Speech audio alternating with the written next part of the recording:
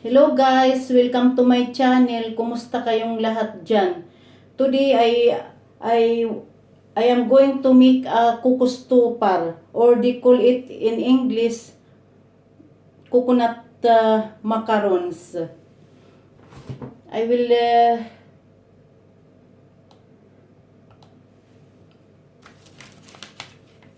it is 50 grams, the margarine 50 grams,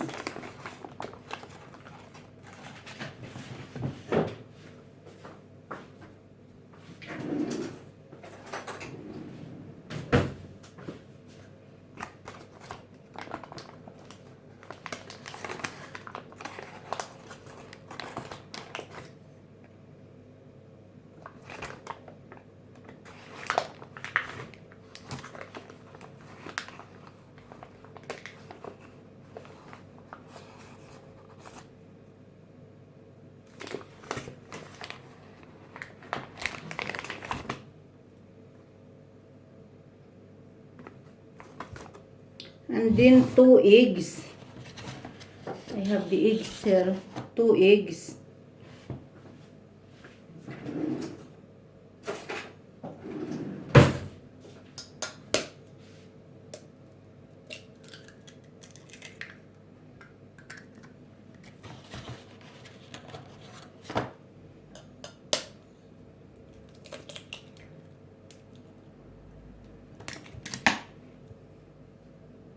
One deciliter of sugar,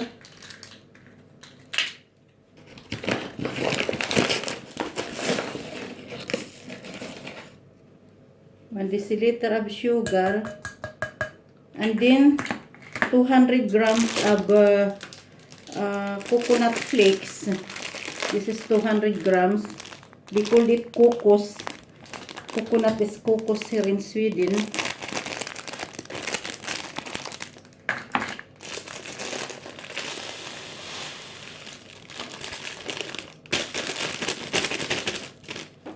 And actually, also half lemon peel. But because my husband is allergic, even if we only touch the lime or the oranges or calamansi, the calamansi that is Filipino lime, he have that allergy. He has rashes. It begins from his foot and to his in the penis. I remember the last time we have been in the Philippines, because my cousin, he made barbecue. So my husband says that he likes it very much, and so he ate a lot of that. In the Philippines, our barbecue is really good with calamansi. That is the Philippine lime. So and he when we arrived here in Sweden, he is already that his feet, the other feet, until here, it becomes really big, and the nurse there in the center, because he went to the center first, because here in Sweden, if you go to the hospital or the center, when there is no doctor there, the nurse can give the medicine, and I don't know what kind of medicine he gives to my husband, and it only become worse. So, and that is what happened to him. So now I am very careful to, even if only he do like that with the lemon or the oranges, there is already that it begins to his foot. It's just like alipunga. We call it alipunga. And then it goes to his penis there. and it become, he said it is painful, and so I will not put any lemon pill now because of that. He told me because when he was young, he is the only child of his parents. But here in Sweden, as I told you, when they are 18 years old, they must go out from their own house, and they must make living, work for them, the work, and for themselves. And it's not like in the Philippines that even if it is they have already grandchildren, still they are still in the house of their parents, but not that was before, but still there is still so the so it is like that here in Sweden. My husband is he is the only child, but he told me that when he was from the beginning, he has that business. His father, he don't have car in that time. His father, he whenever he borrowed the car from his father, he must pay for it. But of course, here in Sweden, for example, when your parents die and they have the money, it goes to you all, the house and the money, it goes to you. But maybe not all, I don't know. But for my husband, when his parents died, of course, all the houses, the money, it goes to him. But because here in Philippines, it is not like, I mean here in Sweden, it's not like in the Philippines. Here, if you have a child which is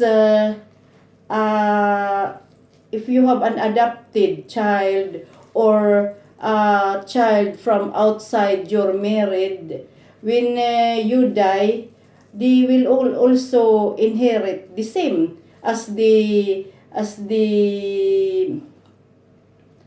your not original, I forget it in English, the same all, the adopted, your real child, and your child from another woman, or from another woman. If you die, the I mean, if your real child from your real wife, if they get for example 100,000 only, for example, and also the adopted, and also your child from outside married, they get the same 100,000. In the Philippines, if you are only a child from another, they will not, most of it, they will not give you. So, that is what happened.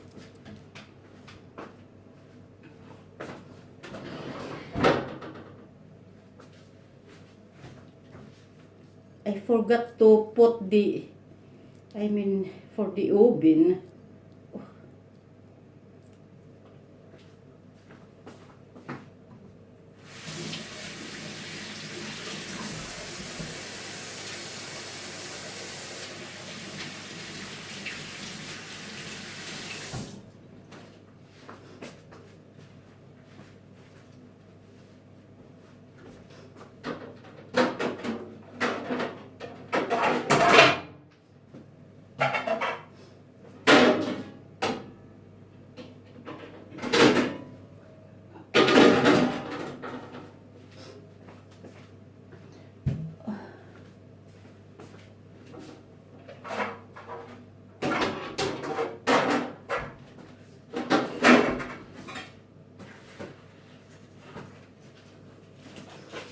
I mean, the legitimate child and the illegitimate and the the legitimate and the legitimate child, they get the same.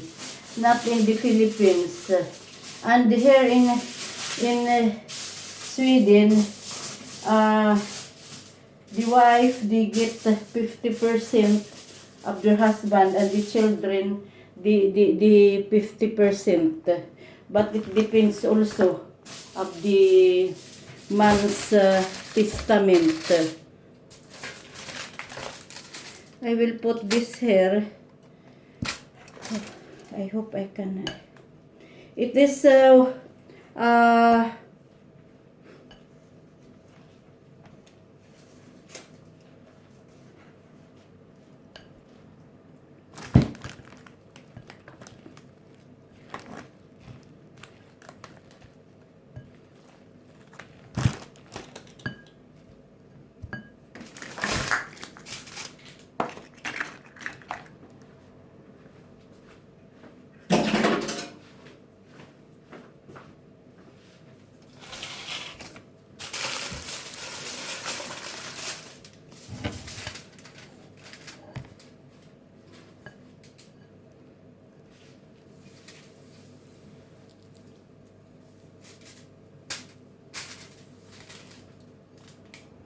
parang maliit yata pagkaano ko.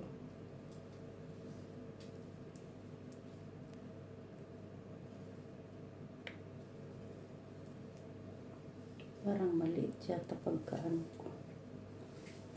Tingnan nyo. Here. Parang maliit yata pagkagawa ko. I will make it a little bit bigger maybe. Did it look?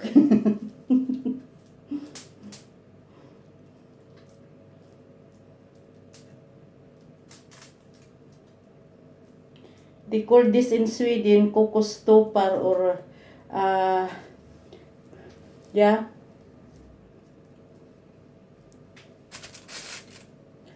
While I am making this, I will read a little bit on macarons.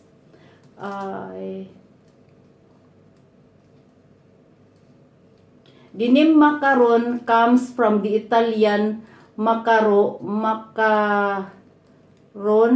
or macaron, meaning paste, referring to the original almond paste ingredients. This word itself derives from amakari, meaning to crush.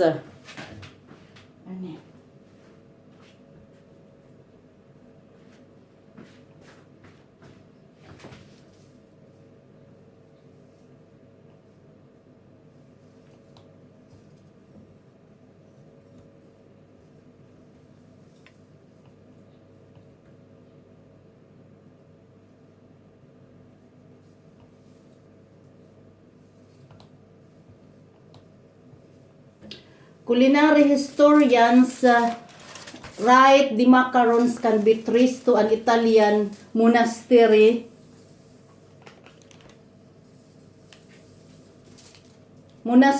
of the 8th or 9th century. The monks came to France in 1533, joined the pastry chefs of Catherine de Medici, wife of King Henry II.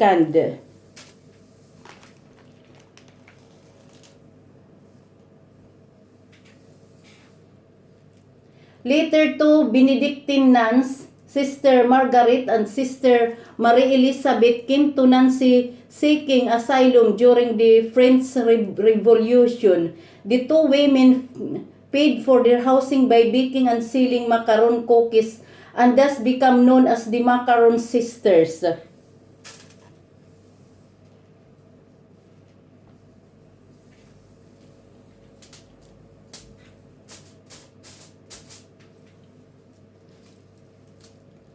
Italian Jews later adopted the cookie because of its flour or leavening. Macarons are leavened by egg whites and can be beaten during the observation of Passover. It was introduced to other European Jews and became popular as a year-round sweet.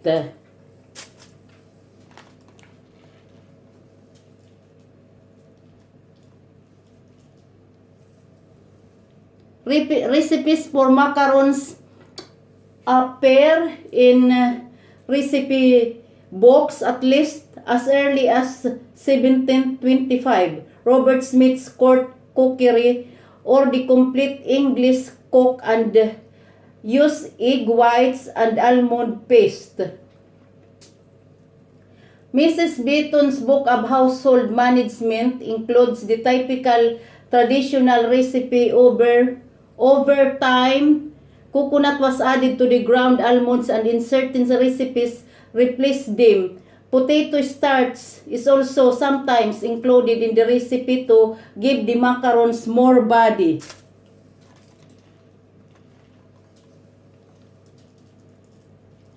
Regional varieties. Dominican Republic macarons in the Dominican Republic are very dark.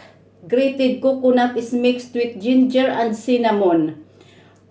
France, main article macaron. There are many regional variations of French macaron. The coconut macaron is known as the Congolais or the Roquer à la Noix de Coco.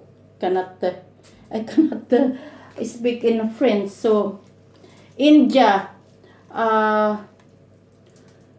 Tuthukudi in Tamil Nadu and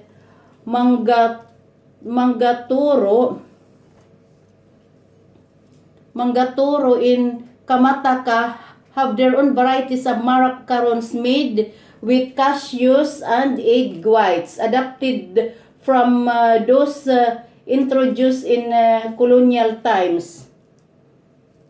Ireland, Risciarelli are a soft almond varieties or originating from Sina Amariti di Saronno are usually crunchy varieties from Saronno. Both are often served on special occasions such as Christmas. In the Philippines, Philippine coconut macarons are uniquely cake-like in texture. They are slightly crunchy on the outside and soft, moist and chewy on the inside. They are usually baked into colorful tiny cake wrappers and topped with a raisin. They are popular during holidays and special occasions. Sandali.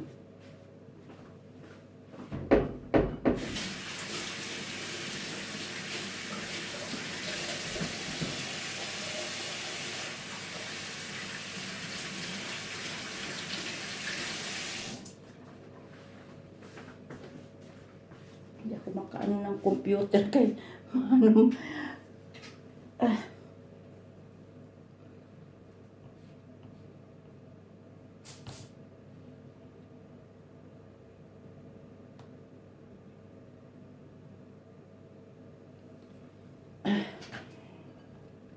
In Puerto Rico, coconut macarons are called besitos de coco, little coconut kisses. A few variations of besitos de coco can be found on the island.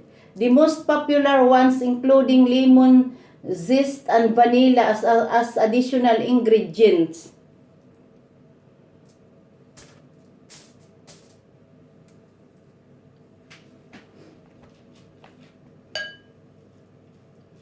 In Scotland, macaron chocolate bars are also popular in Scotland.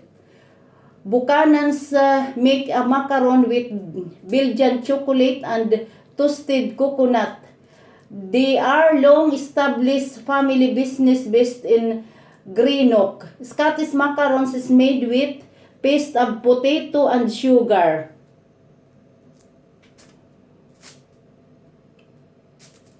In Spain, the carajito is a macaron variant made with hazelnuts and honey from the town of Salas, Asturias in northern Spain. A large-size version is commonly known as Sultana or Suspiros del Moro. In Turkey, Atsibadim Kurabiyisi is a traditional Turkish variety made of almonds, sugar, and egg whites. The traditional recipes include a small amount of bitter almonds, which gives the cookie its name because bitter almonds are not readily available. Almond extract is typically used as a substitute. These cookies are part of the slack-in trade of almost every bakery in Turkey as they are seldom made at home.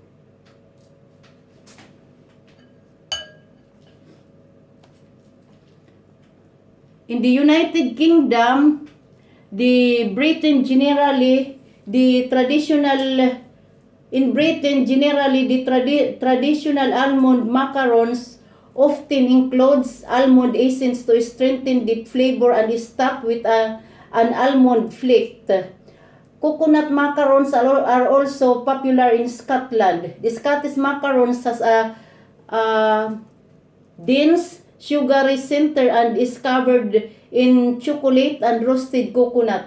Traditionally, they were made with cold leftovers of mashed potatoes and sugar loaf. When the macaron bars became commercial, the recipe no longer used mashed potato because of shelf life imitations. The modern macaron is made from a combination, depending on producer, of sugar, glucose, water, and egg white. The ingredients make a fondant center. This recipe was reportedly discovered by accident in Coatbridge in 1931 when confectioner John Justice Lace was said to have botched the formula for making a chocolate fondant bar and threw coconut over it in disgust, producing the first macaron bar.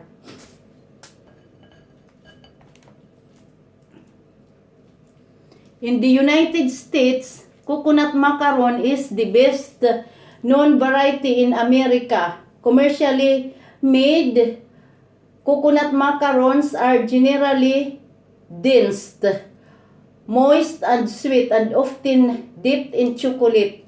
Homemade macarons and varieties produced by similar bakeries are commonly light and fluffy. Macarons made with coconuts are often piped out with a star-shaped tape, whereas macarons made with nuts are more likely shaped individually due to the stiffness of the dough. Jewish Americans, because of their lack of wheat and leavening ingredients, macarons are often consumed during Passover in many Jewish American homes. So, guys, I read for you about the macarons. And this macarons is, we have that also in the Philippines. I will put this in the, actually, I will let this 14 minutes here before I put this in the oven, and it is 175 degrees Celsius. So okay guys, I have the part 2 of this because I will let this here 14 minutes first. Bye bye.